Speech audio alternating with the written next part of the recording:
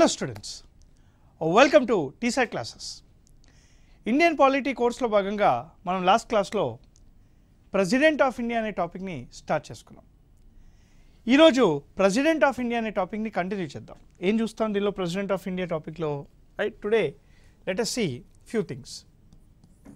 The vacancy of the president, impeachment of the president, veto powers of the president, ordinance powers of the president. Right, ఈ విషయాలు చూసి vice president of India టాపిక్ని కూడా చూడడం జరుగుతుంది. So ముందుగా vacancy of the president of India. President of India యొక్క వేకెంట్గా ఎప్పుడు ఉంటుంది? రైట్, వేకెంట్గా ఉన్నప్పుడు ఏం జరగాలి? Vacancy of the president of India. President of India, right, when he resign,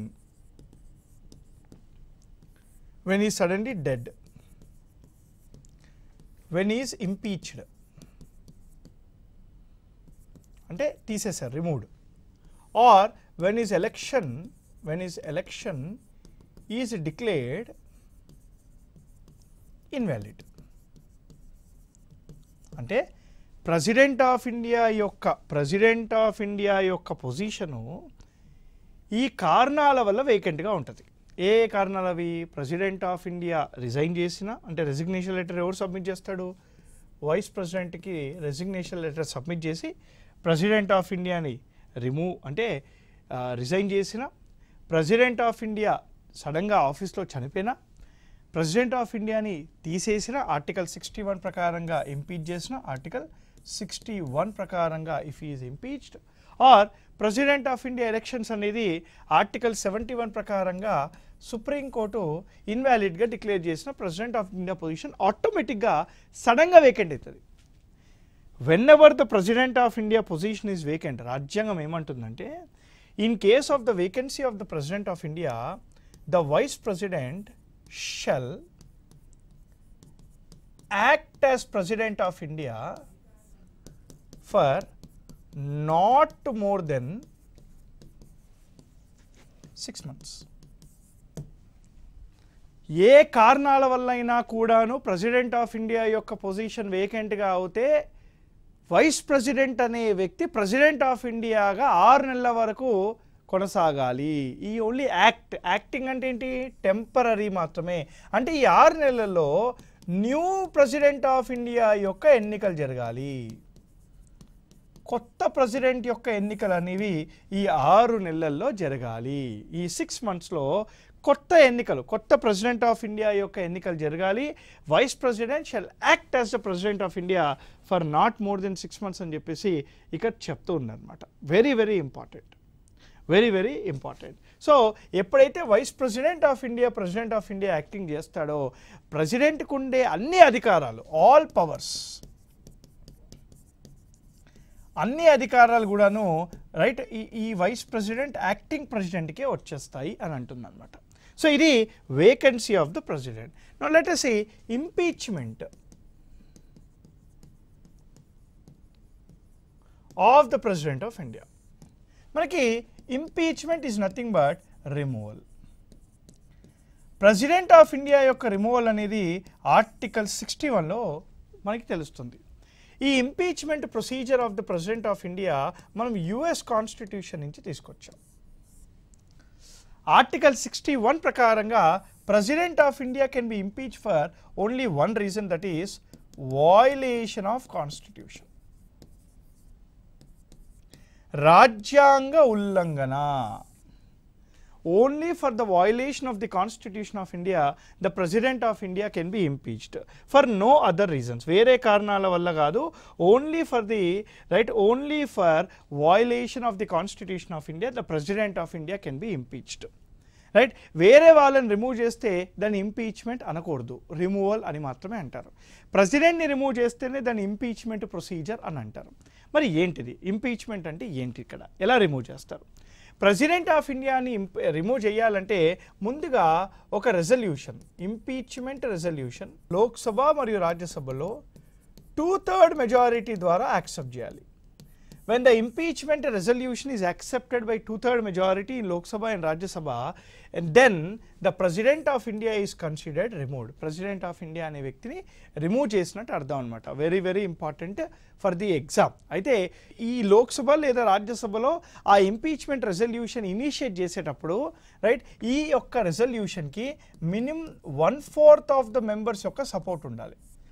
minimum 1/4 of the members యొక్క సపోర్ట్ ద్వారా ఈ రెజల్యూషన్ని రైట్ ఇనిషియేట్ చేస్తారు.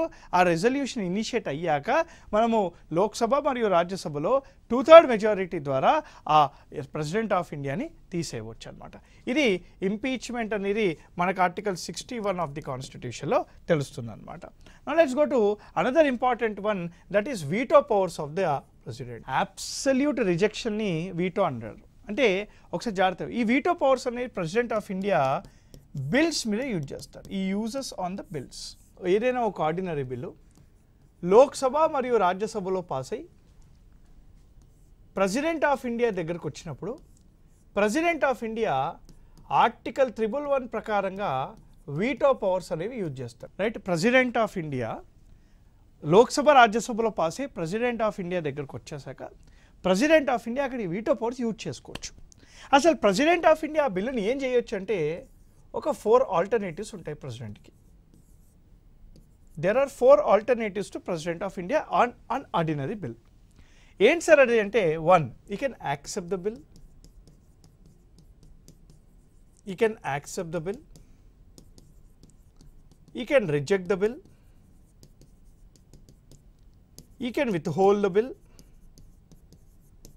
you can withhold the bill, or you can send back the bill to Lok Sabha and Rajya Sabha, to both the houses for reconsideration. For reconsideration. You can send back the bill to both the houses for reconsideration anamata. You can send back the bill to both the houses for reconsideration.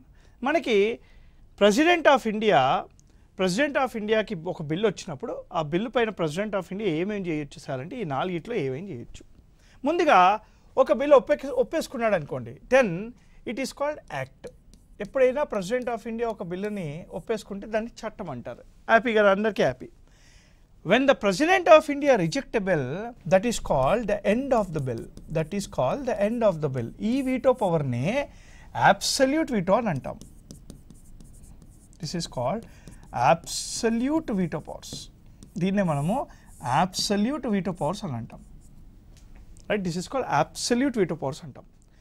President of India ఒక ordinary బిల్లుని ఎప్పటి వరకు withhold చేసుకోవచ్చు sir అంటే any number of days. Any number of days, ఎప్పటి వరకైనా కూడా withhold చేసుకోవచ్చు. ఇలా ప్రెసిడెంట్ ఆఫ్ ఇండియా ఎప్పటి వరకైనా విత్హోల్డ్ చేసుకునే అధికారాన్ని పాకెట్ వీటో అని అంటాం. This is called pocket veto. దీన్నే మనము పాకెట్ వీటో అని అంటాం. జాగ్రత్తమ్మ, ఇంపార్టెంట్ ఫర్ ది ఎగ్జామ్. అంటే ఎప్పటి వరకైనా విత్హోల్డ్ చేసుకునే అధికారాన్ని పాకెట్ వీటో అని అంటాం. ప్రెసిడెంట్ ఆఫ్ ఇండియా ఒక బిల్లుని కావాలనుకుంటే ఈ can send back for reconsideration. ఒక్కసారి రీకన్సిడర్డ్ బిల్లుని లోక్సభ మరియు రాజ్యసభ మళ్ళీ పాస్ చేసింది అనుకోండి, మళ్ళీ ఎక్కడికి వస్తుంది? ఇది ప్రెసిడెంట్ ఆఫ్ ఇండియా దగ్గరికి వస్తుంది. ఎప్పుడైనా ఒక రీకన్సిడర్డ్ బిల్లు ప్రెసిడెంట్ ఆఫ్ ఇండియా దగ్గరికి మళ్ళీ వస్తే ప్రెసిడెంట్ ఆఫ్ ఇండియా ఏం చేయాలి? ఈ హ్యాస్ టు యాక్సెప్ట్ ఓన్లీ. ఇంకా వేరే ఏ ఆల్టర్నేటివ్ ఉండదు, ఖచ్చితంగా ఒప్పుకోవాల్సిందే. ఇలాంటి వీటో పవర్నే right, this veto power is called ఏమంటాం సార్ దీన్ని? Right, this veto power is called suspensive veto.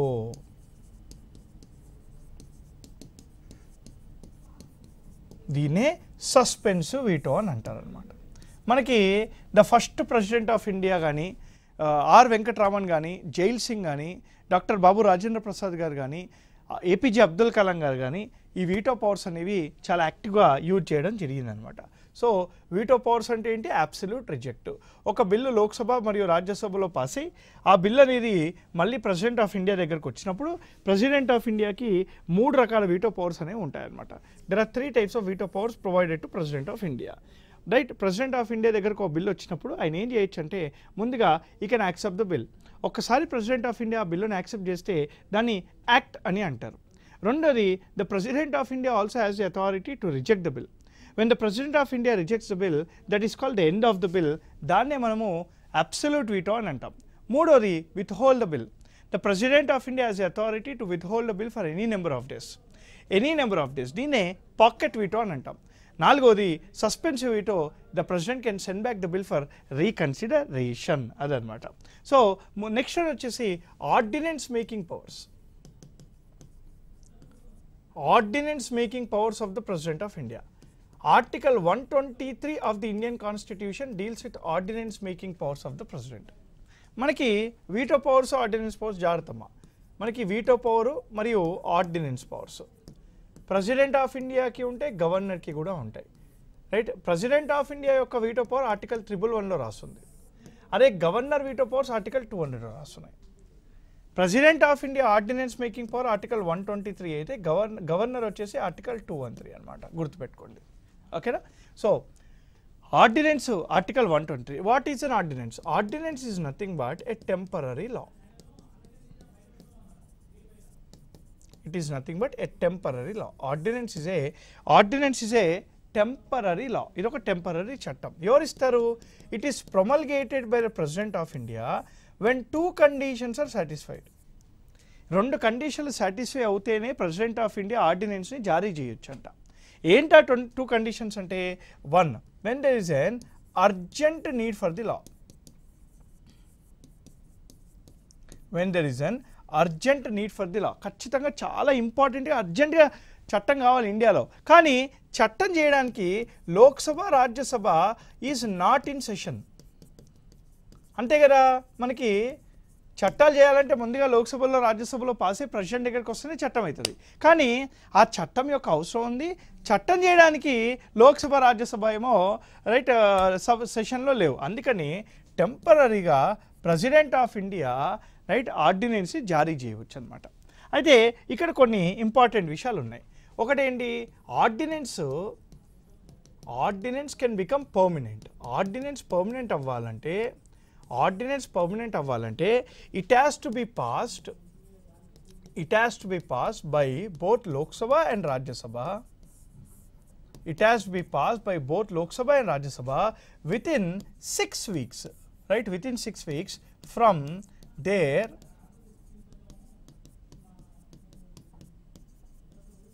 next meeting. వాళ్ళ యొక్క నెక్స్ట్ మీటింగ్ ఎప్పుడైతే ఉంటుందో, ఎప్పుడైతే లోక్సభ రాజ్యసభ మళ్ళీ వచ్చి కూర్చుంటారో ఆ రోజు నుంచి 6 వారాల్లో ఒప్పుకోవాలన్నమాట. రైట్, 2 సెషన్స్ బిట్వీన్, ఒక్క సెషన్కి ఇంకో సెషన్కి మ్యాక్సిమం గ్యాప్ ఎంత ఉండాలి?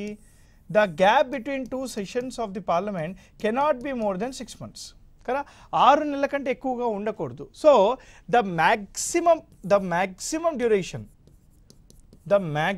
Duration to pass an ordinance is 6 months 6 weeks. అంటే కదా 6 నెలల్లో వచ్చి కూర్చున్న 6 వారాల్లో పాస్ చేయాలి. So maximum duration to pass the ordinance is 6 months 6 weeks. The permanent అవ్వాలంటే ఆర్డినెన్స్ అనేది 6 weeksలో పాస్ అవ్వాలి అని అంటుంది మన రాజ్యాంగము. మూడో విషయం sir, right, president of India can withdraw.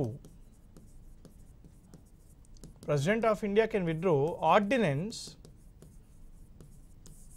any time before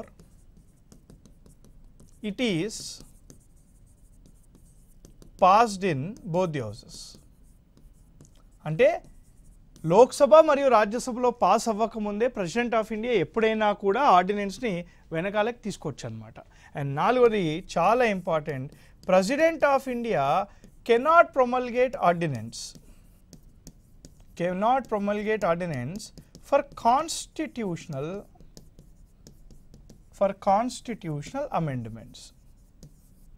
రాజ్యాంగాన్ని సవరించడానికి ప్రెసిడెంట్ ఆఫ్ ఇండియాకి ఆర్డినెన్స్ జారీ చేసే హక్కు అధికారము లేదు, అదనమాట. సో ఇది ప్రెసిడెంట్ ఆఫ్ ఇండియా స్పెసిఫిక్గా మనం చూసాం. రైట్, నెక్స్ట్ మనం వైస్ ప్రెసిడెంట్కి వెళ్దాం. వైస్ ప్రెసిడెంట్ చూసినా, పార్లమెంట్ చూసినా, న్యాయ వ్యవస్థ చూసినా, ఏది చూసినా మళ్ళీ ప్రెసిడెంట్ వస్తూనే ఉంటాడు. అలా మనం ఫంక్షన్స్ ఆఫ్ ద ప్రెసిడెంట్ అన్ని కూడాను కంప్లీట్ చేసుకోవడం జరుగుతుంది. So now let us see vice president of India. Vice President of India. Vice President of India. Article 63 of the Constitution says there shall be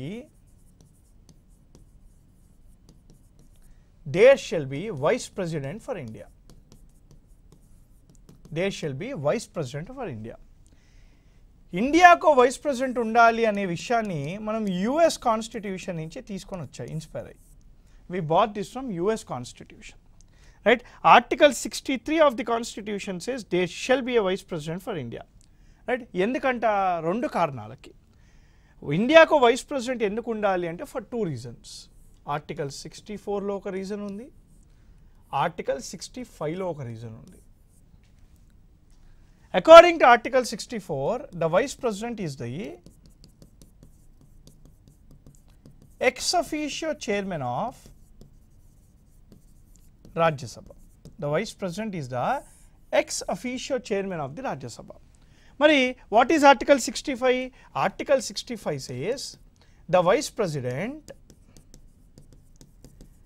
act as the President of India for up to 6 months in case of the vacancy of the President. In case of the vacancy of the President, the Vice President act as the President of India for maximum up to 6 months.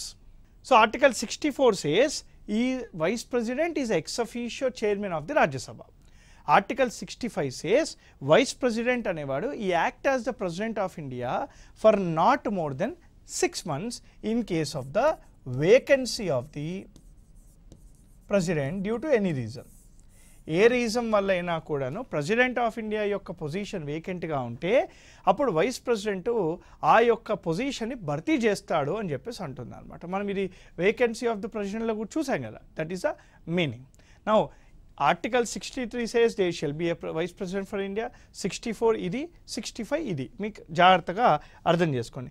Election of the vice president is also elected indirectly by the process called proportional representative system through single transferable vote. Proportional representative system through single transferable vote ద్వారానే మనకి vice president కూడా ఎన్నుకోబడతాడు. ఎవరు ఎన్నుకుంటారు sir అంటే the members who are part of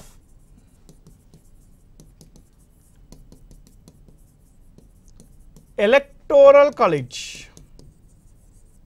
of Vice President. The members who are part of the electoral college of the Vice President participate in the elections of the Vice President.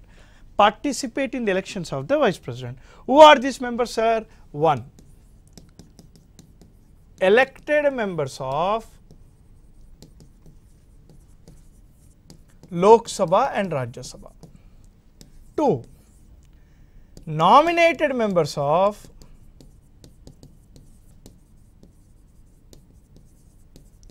Lok Sabha and Rajya Sabha.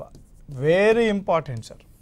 అంటే state లెజిస్లేచర్స్కి సంబంధించిన ఎవరు కూడా వైస్ ప్రెసిడెంట్ ఎన్నికల్లో participate అవ్వరు. All the members of the parliament either elected or nominated they are the members, అంటే ఎవరైతే ఉంటారో they participate in the elections of the vice president అనమాట. సో ప్రపోర్షనల్ రిప్రజెంటేటివ్ సిస్టమ్ ద్వారానే ఎన్నిక కూడా జరుగుతుంది. So same value of the vote same ఉంటాయి, గుర్తుంది కదా. తెలంగాణ ఎమ్మెల్యే వాల్యూ వచ్చేసి 152, రైట్. ఇది వీళ్ళు ఓన్లీ ప్రెసిడెంట్ ఆఫ్ ఇండియాకు ఉంటారు. మనకి ఓన్లీ ఎంపీలు మాత్రమే ఇక్కడ ఉన్నది. సో ఎంపీలు, so MP vote value in 2017 elections 708, in 2022 elections 700. So ఇది మనకి రైట్ 708, 700 అనమాట. Elected members of the Lok Sabha Rajya Sabha and we have nominated members of the Lok Sabha Rajya Sabha. ఎవరు సార్ కండక్ట్ చేసే ఎలక్షన్స్ అని అంటే ఎన్నికల సంఘం. The election commission of India, right, established under article 324 conducts the elections of the vice president. ఎవరైనా vice ప్రెసిడెంట్ ఎన్నికల్లో participate చేయాలి అని అనుకుంటే రైట్ వాళ్ళు ఎన్నికల సంఘానికి వాళ్ళ యొక్క నామినేషన్ లెటర్స్ వాళ్ళ యొక్క నామినేషన్ పేపర్ సబ్మిట్ చేస్తారు. అయితే ఇక్కడ 2 కండిషన్లు. 1, వైస్ ప్రెసిడెంట్ ఎన్నికలు వైస్ ప్రెసిడెంట్గా నామినేషన్ వేయాలంటే మినిమం 40 మెంబర్స్ దాన్ని సపోర్ట్ చేయాలి. ప్రెసిడెంట్ ఆఫ్ ఇండియాకి అయితే 100, ఇక్కడైతే మినిమం 40 మెంబర్స్ సపోర్ట్ చేయాలి. రెండోది ఏంటి, సెక్యూరిటీ డిపాజిట్ చేయాలి. సో సెక్యూరిటీ డిపాజిట్ ఆఫ్ 15,000 రూపాయలు చేయాలి విత్ ఆర్బీఐ. ఈ సెక్యూరిటీ డిపాజిట్ మళ్ళీ వెనకాలకి రావాలి అని అంటే 1/6 ఆఫ్ ద వ్యాలిడ్ ఓట్స్ రావాలి. 1/6 ఆఫ్ ది వ్యాలిడ్ ఓట్స్ కనుక ఆ వ్యక్తికి వస్తే అతని యొక్క 15,000 రూపాయలు అతనికి ఇచ్చేస్తారనమాట. So vice president right nomination ఇదనమాట. ఇక్కడ మనం ఒక చిన్న విషయాన్ని right, what is the qualifications, అసలు ప్రెసిడెంట్ మరియు వైస్ ప్రెసిడెంట్ అవ్వాలంటే క్వాలిఫికేషన్స్ ఏంటి, ప్రెసిడెంట్ కూడా ఇక్కడే చెప్తున్నాం. ప్రెసిడెంట్ ఆఫ్ ఇండియా అవ్వాలన్నా వైస్ ప్రెసిడెంట్ అవ్వాలన్నా క్వాలిఫికేషన్స్ ఏంటి. ఫస్ట్ ప్రెసిడెంట్ చూసేద్దాం రైట్. ముందుగా సిటిజన్ ఆఫ్ ఇండియా ఉండాలా, he should be a citizen of India. రెండోది మినిమం 35 ఇయర్స్ ఏజ్ ఉండాలా, మినిమం 35 ఇయర్స్ ఆఫ్ ఏజ్ ఉండాలా. మూడోది there should be no office of profit in government, అంటే ప్రభుత్వంలో ఎలాంటి డబ్బులు వచ్చే ఒక పొజిషన్ కానీ టెండర్లు కానీ కాంట్రాక్ట్ కానీ ఉండకూడదు. అండ్ వెరీ ఇంపార్టెంట్ నాలుగోది ఈ must be qualified to become the member of Lok Sabha, అంటే లోక్సభ సభ్యుడిగా కావాల్సిన అర్హతలు ఏవైతే ఉంటాయో అవి క్వాలిఫై ఉండాలి అని చెప్తుంది ఇక్కడ. అంటే లోక్సభ మెంబర్ ఉండాలి అని చెప్పట్లేదు, లోక్సభ సభ్యుడికి అయ్యే అర్హతలు ఏవైతే ఉంటాయో అవి కూడా క్వాలిఫై అవ్వాలి అని అంటుంది అనమాట. మరి వైస్ ప్రెసిడెంట్కి సార్ సేమే ఉంటాయి, ఒక్కటి డిఫరెంట్గా ఉంటుంది vice president. First one citizen of India, రెండోది మినిమం 35 ఇయర్స్ ఆఫ్ ఏజ్, మూడోది no office of profit in government. And lastly very important, he or she must be qualified to become the member of Rajya Sabha. So Rajya Sabha సభ్యుడు కావాల్సిన qualifications ఏవైతుంటే అవి qualify అవ్వాలి అని చెప్పేసి ఇది చెప్తుంది అనమాట. ఈ or she must be qualified to become the member of Rajya Sabha. ఇక్కడేమో లోక్సభ, ఇక్కడేమో రాజ్యసభ, రాజ్యసభ మెంబర్ కావాలని చెప్పట్లే, రాజ్యసభ మెంబర్ అవ్వాలంటే అర్హతలు ఏమిటుంటే అవి కావాలని చెప్తుంది అనమాట. ఓకేనా. సో వైస్ ప్రెసిడెంట్ విషయాలు ఇంకా కొన్ని విషయాలు, duration, term, that is term, the term of the vice president. రెండు రీఎలెక్షన్ రైట్. మూడోది ఓత్, ప్రమాణ స్వీకారం రైట్. నాలుగోది రెసిగ్నేషన్. వినండి ఒకసారి జాగ్రత్తగా వినండి రైట్. నాలుగోది resignation. The term of the vice president is 5 years. The term of the vice president is 5 years, 5 సంవత్సరాలే. చాలామంది 6 సంవత్సరాలు అంటూ ఉంటారు, తప్పు. ఆయన రాజ్యసభలో ఉంటాడు కాబట్టి మీరు 6 అంటారేమో, కాదు, 5 సంవత్సరాలే. Reelection, yes, can be reelected any number of times, can be reelected any number of times. Oath, vice president యొక్క ప్రమాణ స్వీకారం ఎవరు తీసుకుంటారు సార్ అంటే ప్రెసిడెంట్ ఆఫ్ ఇండియా తీసుకుంటాడు. ప్రెసిడెంట్ ప్రమాణ స్వీకారం CJI, chief justice of India తీసుకుంటే రైట్, వైస్ ప్రెసిడెంట్ ప్రమాణ స్వీకారం ప్రెసిడెంట్ తీసుకుంటాడు.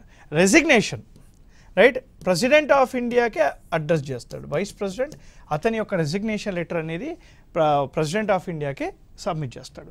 అయితే ఒక చిన్న విషయం చెప్పాలి మీకు, ప్రెసిడెంట్ ఆఫ్ ఇండియా మరియు వైస్ ప్రెసిడెంట్ రైట్, వీళ్ళ యొక్క ఎలక్షన్ అనేది before the completion of the term చేయాలి. అంటే వాళ్ళ యొక్క టర్మ్ కంప్లీట్ అవ్వకముందే, 5 సంవత్సరాలు కంప్లీట్ అవ్వకముందే లాస్ట్ 6 నెలలు ఉంటాయనగా వాళ్ళు ప్రెసిడెంట్ మరియు వైస్ ప్రెసిడెంట్ యొక్క ఎన్నిక చేయాలి అని చెప్పేసి రాజ్యాంగంలో రాస్తుందన్నమాట. నేను what about the removal of the vice president sir? Removal of the vice president చాలా ఇంపార్టెంట్. మనకి ఆర్టికల్ 67 సబ్ క్లాస్ బిలో రాస్తుంటుంది removal of the vice president. Right there will be a resolution. The resolution to remove the vice president is initiated from Rajya Sabha only. అంటే vice ప్రెసిడెంట్ని remove చేయాలి అంటే ఆ రెజల్యూషన్ని రాజ్యసభలోని initiate చేయాలి. రాజ్యసభలో deputy chairman will take charge. అంటే ఎప్పుడైతే మనకి vice president removal resolution పెడతారో అప్పుడు డెప్యూటీ చైర్మన్ సభని ముందుకు తీసుకెళ్తారనమాట. సభని ముందుకు తీసుకెళ్తారు. రైట్. అయితే రాజ్యసభలో వైస్ ప్రెసిడెంట్కు 14 days నోటీస్ ఇవ్వాలి. 14 days నోటీస్ ఇవ్వాలి. రాజ్యసభలో వైస్ ప్రెసిడెంట్కు 14 రోజులు నోటీస్ ఇవ్వాలి టు డిఫెండ్ హిమ్సెల్ఫ్. ఈ 14 రోజులలో he will come and defend himself. ఆయన వాదన ఆయన చెప్పుకుంటాడు. రైట్. 4వది very important for the exam. 14 రోజులు అయిపోయాక దీన్ని రాజ్యసభలో ఓటింగ్కి పెట్టాలి. ఓటింగ్ పెడితే ఏ మెజారిటీ ద్వారా పాస్ అవ్వాలి? Very important sir, effective majority ద్వారా పాస్ అవ్వాలి. అంటే వైస్ ప్రెసిడెంట్ యొక్క రిమూవల్ అనేది ఎఫెక్టివ్ మెజారిటీ ద్వారానే చేస్తారనమాట. ఎఫెక్టివ్ మెజారిటీ అంటే ఏంటి? వేకెంట్ సీట్స్ మైనస్ చేసేయాలి అనమాట. ఎఫెక్టివ్ మెజారిటీలో వేకెంట్ సీట్స్ మైనస్ అవుతాయి. ఎఫెక్టివ్ మెజారిటీని స్పీకర్ని కానీ డెప్యూటీ స్పీకర్ని కానీ రైట్ వైస్ ప్రెసిడెంట్ కానీ డెప్యూటీ చైర్మన్ వీళ్ళని రిమూవ్ చేయడానికి వాడతారు. To remove this 4 positions effective majority is used అనమాట. సరే, రాజ్యసభలో ఎఫెక్టివ్ మెజారిటీ ద్వారా పాస్ అయింది అనుకుందాం. ఇప్పుడు ఏం చేయాలి? రైట్, ఈ రెజల్యూషన్ని లోక్సభలో పెట్టాలి. లోక్సభలో ఈ రెజల్యూషన్ అనేది సింపుల్ మెజారిటీ ద్వారా పాస్ అవ్వాలి. Right, whenever Lok Sabha simple majority ద్వారా రెజల్యూషన్ పాస్ అవుతుందో vice president is considered removed. అంటే రాజ్యసభలో ప్రవేశపెట్టాలి. రాజ్యసభలో ఏమో ఎఫెక్టివ్ మెజారిటీ, లోక్సభలో వచ్చేసి సింపుల్ మెజారిటీ. అదే ప్రెసిడెంట్ ఆఫ్ ఇండియా అయితే ప్రవేశపెట్టడానికి 1/4 సపోర్ట్ ఉండాలి. ప్రవేశపెట్టాక 2 హౌజెస్లో స్పెషల్ మెజారిటీ రావాలన్నమాట. దట్ ఈజ్ అ థింగ్ అనమాట. సో ఇది వైస్ ప్రెసిడెంట్కి రిలేటెడ్గా ఉన్న అంశాలు. సో నెక్స్ట్ క్లాస్లో మనము పార్లమెంట్ టాపిక్ని కంటిన్యూ చేసేసుకున్నాం. So till then happy learning. Thank you very much. జై హింద్.